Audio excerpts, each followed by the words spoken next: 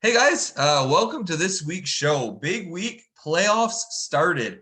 I'm joined this week by two guys who are not in the playoffs. I got Kyle and Corey.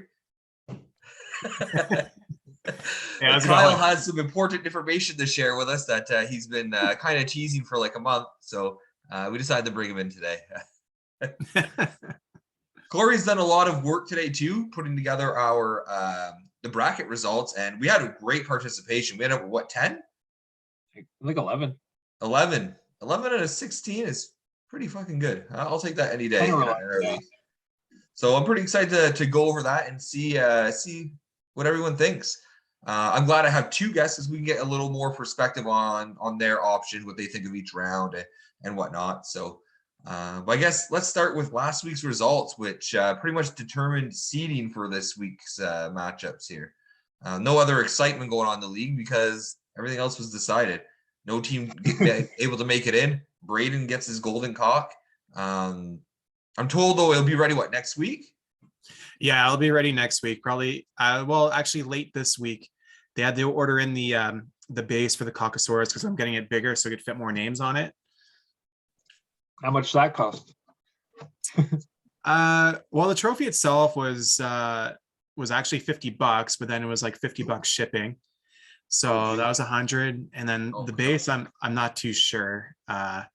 Whatever, it's not a big deal. Everyone better take care of that cock when they have it. That's all. I make sure you polish it. I was asking as like a joke, like how much to get the base extended. But that's nice, Kyle. I think it's a nice touch. Hopefully, no, definitely. And Braden's wife's gonna be keeping it close by her side, in case Braden's inadequate. According to her, he won this year. Yeah. This is just what I wanted. So big results last week. We'll start off with this one. I'm not gonna say a whole lot about it because it was pretty one-sided. It wasn't as one-sided as the score shows. I will say that if you look at the stats, everything was really close. Just my team played a little harder this week. They need to break that losing streak. So we're gonna talk about Le Champion defeating the whole shaft 13-0. Let's go to you, Kyle, first for some analysis here. I kind of disagree with you there, Shane. You thoroughly spanked him almost across the board. Yeah, there's a couple close stats, but I mean, 35 assists to 17, plus 28 to his minus 11. Your goaltending just destroyed him. I wish that was going on this week. Oh, rough night. Yeah, I'd say so. So I mean, you just gave him a pretty harsh lesson this week, I think. But I kind of think this is maybe a one-off week for you. Not to say that you're not going to play well, but I think you had an outstanding week last week. I'm not off to a bad start this week, but Corey, what do you think of that matchup? Yeah, I kind of agree. It was an outlier for sure. Your team was overperforming. But no, Nick had a good week. He would have won a lot of weeks against other teams this week, I'd say. His players put up some big numbers, and I was comparing him to me, and it was a big close one. I actually asked him that. He said, "Yeah, against a few teams, he come out with the win." Yeah, it's just one of those weeks, right? That happens in fantasy. Yep. Well, I'm glad. I'll take that. I'll take that second seed gladly. I do know that one team that he did not really want to face was 7, and now he's matched up against them, and for good reason, right? Look at those Florida boys tonight. I don't know if anyone's seen that, but 7-6 overtime win. Another comeback. And you'll see why when we go through the stats I put together, why he definitely does not want to be going against 7 this week. I'm interested. They're just unpredictable, those Florida boys.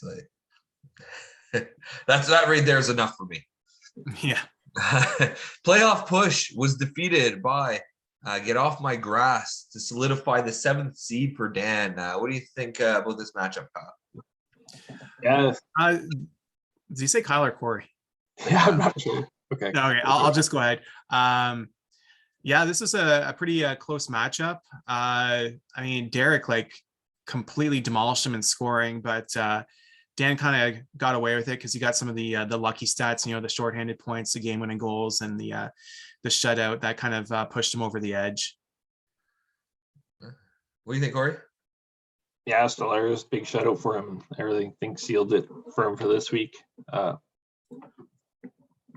Good win. I don't know. He placed against you now because he won. Maybe a loss would have been a better situation first round. But no. I don't take anything for granted. Like, I know my team on paper is a lot better than Dan's, but performance matters, right? So anything can happen in the playoffs. But this was the matchup I was hoping for, really.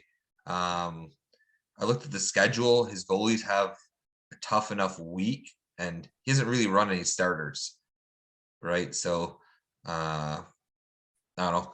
It should have been a nice, easy week for my goalies, but apparently Anderson can't stop goals against Buffalo, which is not a good sign because they play Buffalo again in 2 days. But yeah.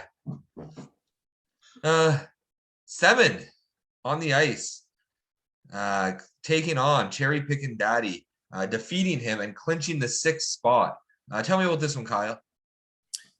This one was a bit of an unlucky week for me. I really feel like I could have come away with the win or at least a tie this week again. It was tied at one point, wasn't it? I was Saturday. Ahead. Yeah, I was ahead, but I had my Jersey goalie playing against my Florida goalie. That was a 7-6 game. I got a shutout this week, and you wouldn't know it from my goalie stats. Like my goalies got demolished this week, but I got a shutout. But I lost like all of my goalie stats because of like these really crazy Florida games. Because I got Bobrovsky, and that kind of like did me in on the weekend. Otherwise, it was pretty close. But I mean, 7 on the ice is a good team, so there's no shame in losing them. No. Any team in the playoffs, and a couple of teams that aren't in the playoffs have a really good team. It's just, it's matchups. Matchups matter. Like, not only like me versus Kyle matchups. Like, who's playing who this week in the NHL? Like, it's true. What do you think of that matchup, Corey? Yeah, it was close. It was close. Bobrovsky, he did not have good stats except for a shutout. Definitely, he got destroyed the other game. But yeah, you were really close in a lot of the categories. It could have went either way. I think you had a pretty good week. 18 goals is a lot of goals, in my opinion. Well, yeah, 18 goals, 25 assists. I had a good scoring week. Even my plus minus was good, but it's the way it goes sometimes. Yep. Can't predict it. Unpredictable. Anything can happen. This one was an interesting matchup because this was like for placing, right? So 2 teams playing each other. Loser was getting 8th place, essentially. And that was Daltrey. So Sean took it to Daltrey, 10-3. Why don't you tell me about this, Kyle? What do you think? I mean, I'm not really surprised by this outcome. Daltrey really has no business being in the playoffs as far as I'm concerned. And this game kind of shows it, in my opinion. He put up like last place stats in this week. Yeah, Sean had a decent week, but he's playing against somebody who shouldn't be in the playoffs. What do you think, Corey? Yeah, he didn't have an amazing week, but he had his goalies put up good numbers. I think he probably feels good going into playoffs now after how he finished, especially after that little slide he was going through. I don't know if I like his move of dropping Binnington. Like, you going into the playoffs, like St. Louis has 4 games this week. They have 4 games like next week. Destroyed though. Yeah, I mean, he has his plan, and that is to overwhelm Neil's players this week. That's his strategy going in. He's going to destroy Neil by man games. So he wanted to maximize his players, which might work out for him. We'll see. Yeah. But I think he's sacrificing his goalie stats to go after those player stats. It's maybe a good round 1 strategy. But when you play, like Neil has a deep team. Yeah, he has some injuries right now, so maybe it'll work against Neil. But you play a deep team in the later rounds, like I don't know if that'll work.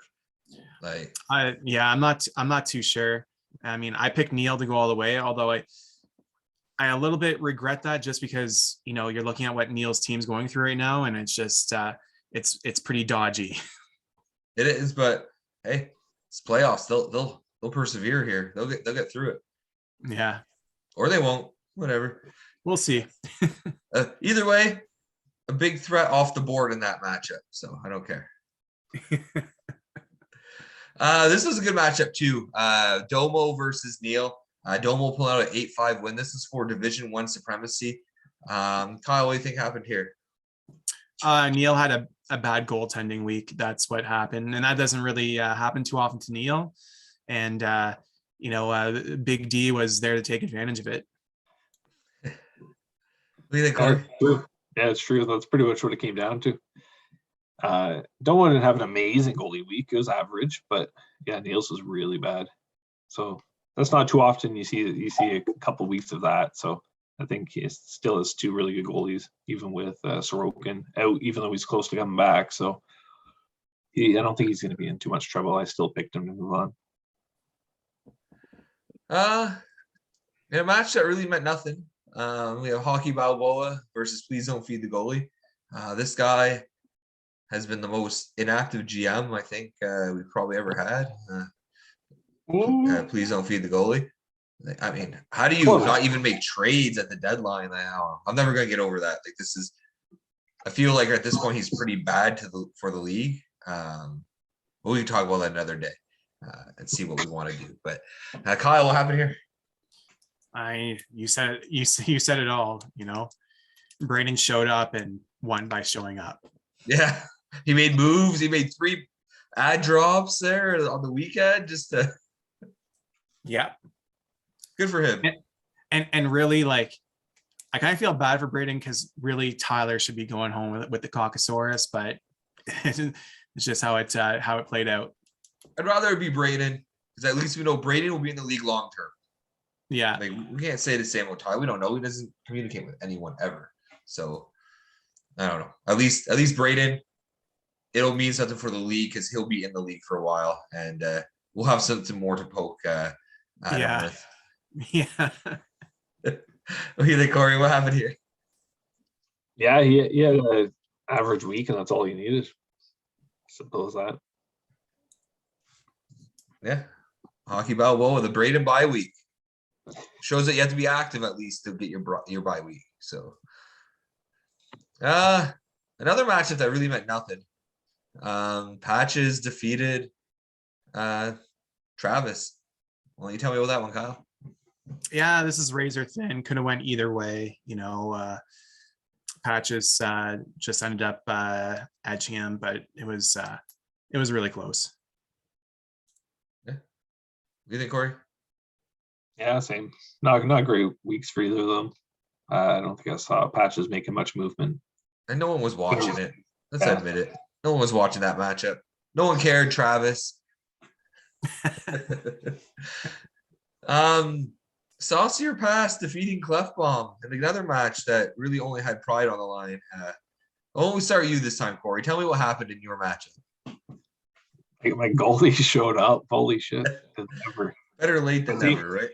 My team had a good week. It wasn't really close from the start, I find. By like Wednesday, it was pretty lopsided. It was done. Yeah. Oh, what do you think of it, Kyle? Yeah, I mean, Corey's been on fire as per his logo. And yeah, Corey probably would have beat a lot of playoff teams this week. He put up some pretty impressive numbers.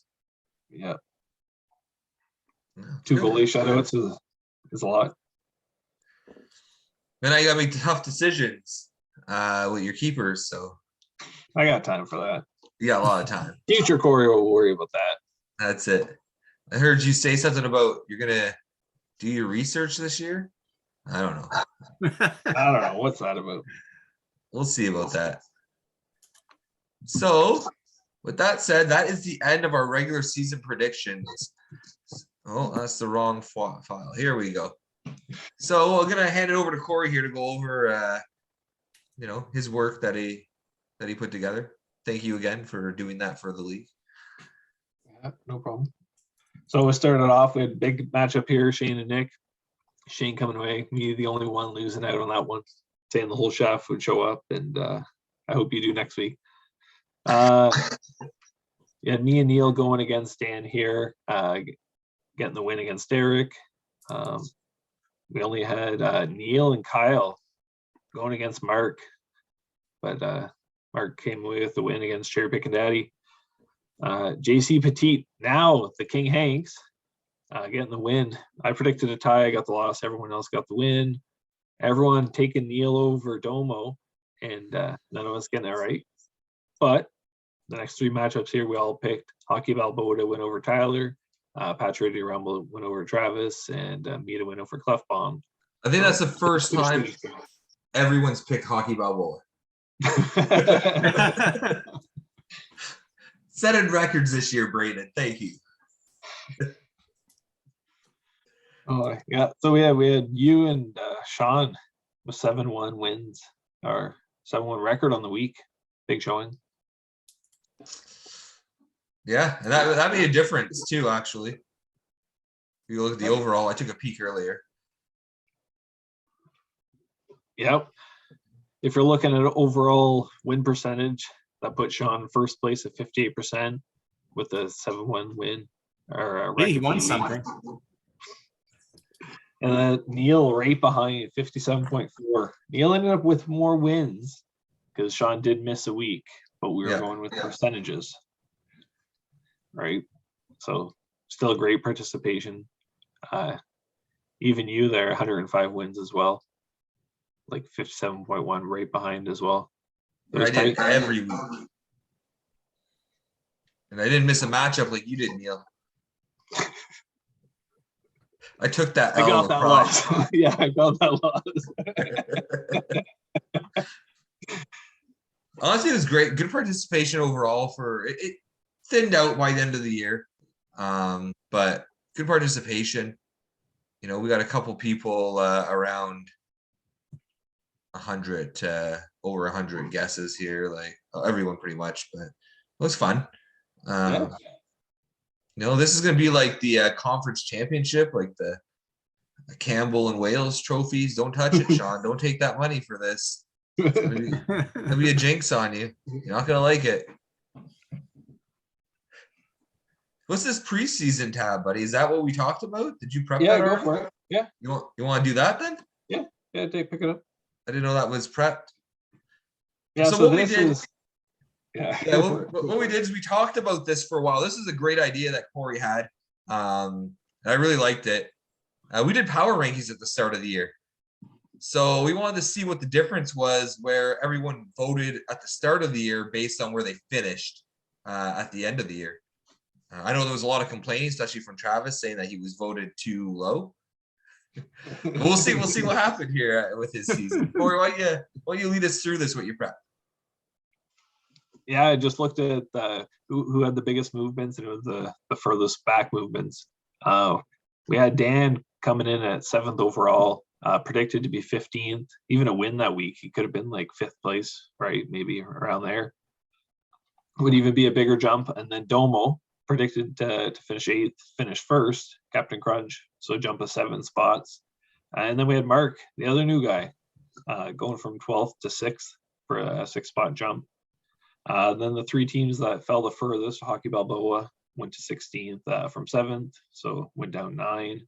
We had Derek go from 2nd to 11th, went down 9.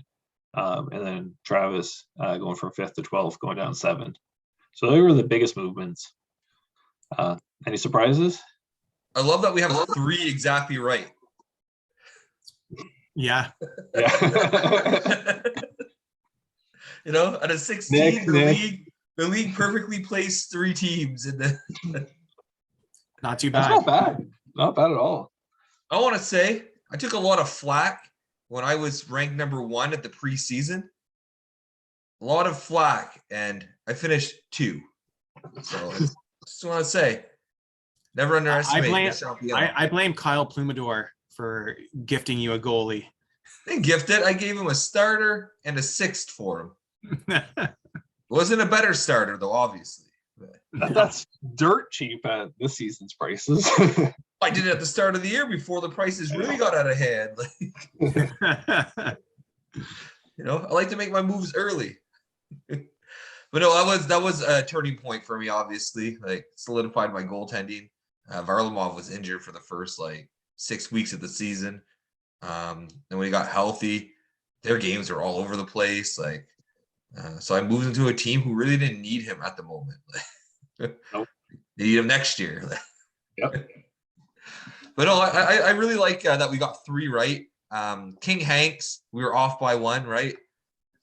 Clefbaum, we were off by 1. Yeah. Damn it, Braden. No, there's some good ones. I'm not surprised by Travis. I'm surprised just because it's not his fault. He had all those injuries, right? So that was a hard pill for him to swallow. Like he's gonna have to sell again because of that. I was kind of surprised by Derek dropping 9. He seemed really active at the start of the year. That kind of dwindled when his baby was due, and then until football season was over, he comes back and he's like, "Okay, I need to jump 3 teams and win my next 6 games. I'm buying instead of selling." That boggled my mind, but he's not setting himself up well for next year. Any surprises for you, Kyle? No, like you look at 7 on the ice and people ranked him low, but people forgot he had really good keepers coming into this year. And so Get Off My Grass had some good keepers as well. I think they just kind of got ranked lower because they're new and nobody knew them and just assumed that they would kind of fuck up because they're new. But they proved pretty adept, especially like when you look at Dan and all the picks that he's acquired and still in the playoffs. He's probably taking a first round exit, but not too bad. And he's going to be a force to be reckoned with next year. And to me, he was going on a selling spree. He should have made sure he got out of the playoffs. You don't want to make the playoffs. He was not putting up great weeks though. No, like he wasn't. He was just getting mediocre wins against teams and just kept winning. Yeah, and you know what? Like you should have got rid of his grit. Get rid of your grit. Pick up some fancy forwards who are going to put the same but you can't stats. Not try. Yeah, you gotta start your lines, but you gotta set your lines. But Dan, I think Dan had a little bit of puck luck on his side. You know what I mean? Like, his bad weeks while the teams he played against played a little bit worse. And the other thing that sticks out is Cam Crunch. I kind of feel like the people ranking him were just kind of what's the word I'm looking for? I don't think they're ranking him fairly. Like, he finished second last year and everybody like ranked him low. He had some pretty decent keepers and he's doing a good job. So I kind of felt like it wasn't an honest ranking of him, if I could say that. I don't know. I still don't really respect his team. He wins somehow, but like his strategy somehow works. He just cycles through his players. He started selling off great players at the deadline and still pulling out victories. Whatever he's doing is working, but I don't know. I don't understand his strategy. I don't understand how it's working. Yeah, well, I don't think it's going to work for long in these playoffs. No. We'll talk about that after. Let's go on to what you prepped here. Yeah, so you just scroll down on that, Shane. So actually, can we go to the other one? The pre-trade deadline. I sent you 2 files. Oh, I didn't open the other one. I thought they were the same one because Corey had 2 on his and they were the same one. So I just thought it was the same. Yeah, no, there's 2 different files. All right, 1 second here. We're going to pause this transmission.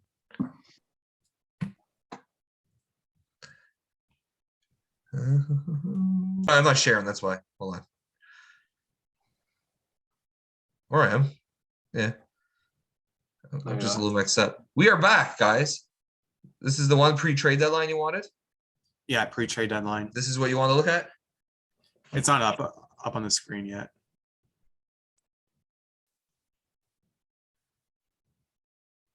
My share screen's on. You don't see it? Nope.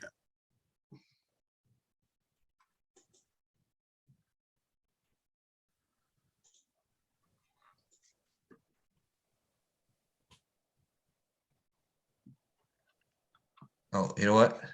This is gonna end, so let's close it.